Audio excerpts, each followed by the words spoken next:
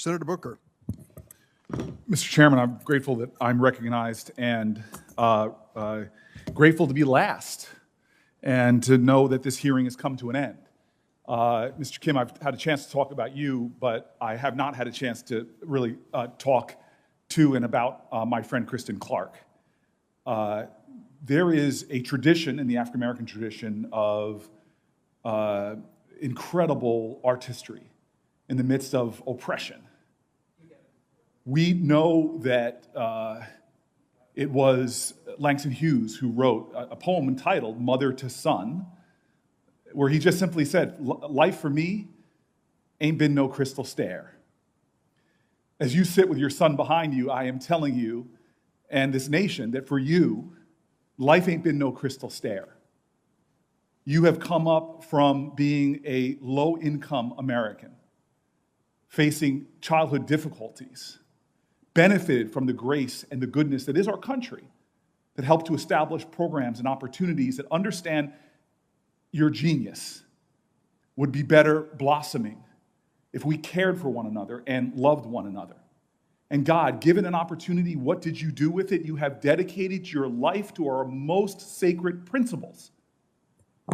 There is another poem that today really came to mind. I think you may be familiar with it. You may try to write me down in history with your bitter, twisted lies. You may try to trod me down in the very dirt, but still, like dust, I rise. That could be the theme of the last year, where I have seen the most outrageous lies being touted about you that have tried to obscure your incredible record of service. People are trying to say you're wrong for this job when, dear God, you are what we need in the Civil Rights Division of the Justice Department. And I want to tell people who think you're wrong, well, if you are wrong, then John Adams was wrong, who represented British, who killed Americans at the Boston Massacre. If you're wrong for this job, then Thurgood Marshall was wrong, who stood up for the despised, and the hated, and the vilified, and the overlooked, and spent his career trying to fight for those who others ignore. If you're wrong, then Charles Hamilton Houston is wrong, who said very strongly that either you are a lawyer for the public interest or you're a leech upon society. God, if you're wrong, then what are we saying to all Americans, but in particular to that black girl that is somewhere in America right now, who feels amidst a nation that still has not shed the ugly cloak of bigotry and hate, that God, she can have an America where people every day are fighting for her, hear her, that see her. Today is a proud day for our country because one of its incredible women is ascending to a position where she will get to serve. And if you are wrong for this job, then the law enforcement agencies that have endorsed you, from attorneys generals to police officers, they're wrong. If you're wrong for this job, then the incredible Jewish leaders from the Anti-Defamation League to other organizations, and they're wrong.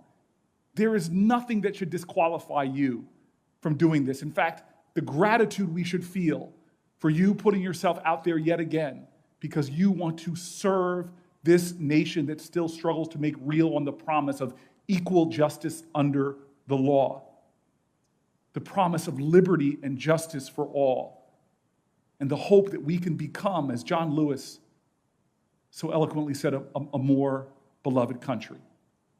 So my friend, my partner, the partner of people on both sides of the aisle that have helped to make this nation more just, I am so grateful for you. And I want to ask you as your last inquisitor, for the record of the United States of America, for history, for those that may come on a generation from now, want to read about this hallowed and historic committee, is there anything you would like to say in your final remarks? Thank you so much, Senator. I'm humbled.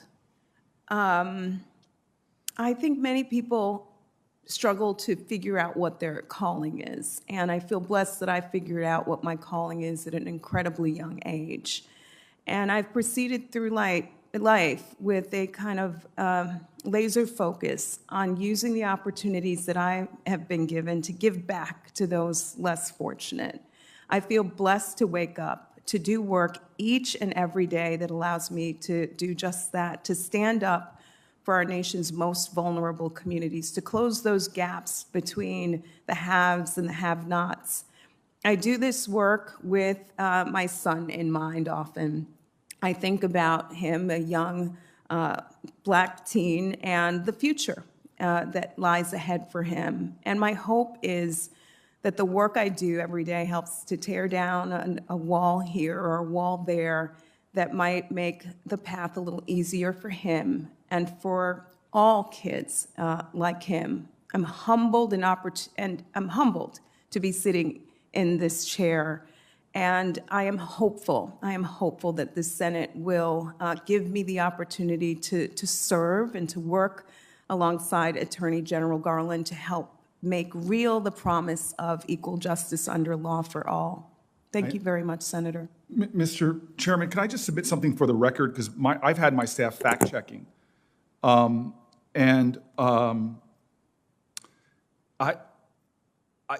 was stated that Vanita Gupta and Attorney General Holder have stated that the shooting of Darren Wilson was justified, or Darren Wilson was justified in shooting Michael Brown, excuse me. We have been able to find no such statements from Vanita Gupta and from former Attorney General Holder. And this was used in the context of a larger questioning about, I think there was an absolutist term used that the nominee has consistently questioned. That absolutism is not true. And so at a time in America where there is an understanding that there is often the use of force, particularly, not just against African Americans, but particularly against Afro Americans, the unjustified use of force, I think she is more than qualified to look at the facts of a case and discern. And she would not have the endorsements of, because she said it was stated that police officers should be afraid. Well, she would not have the endorsements of so many groups, the Major Chiefs Association, the National Organization of Black Law Enforcement, the International Association of Chiefs of Police, if what was said in this hearing was in any way correct. Law enforcement, as well as civil rights activists, understand that there needs to be a healing in this country where the truth and due process prevail. And her record is a clear indication that she will be that kind of leader, and I wanted to correct those things for the record. And again, my staff has been trying to fact check the assertions. If I'm wrong, I apologize to the center, and I asked to see those quotes, but to us, those things were not said. For the sake of clarity, I invite you to join with our staff and to deliver whatever evidence you have of your position, and invite the minority as well if they have any information which backs up statements made on that subject. So the record is open for that purpose, and I'll go at this point. I don't believe there are any further questions of the witnesses. So before I adjourn the hearings, I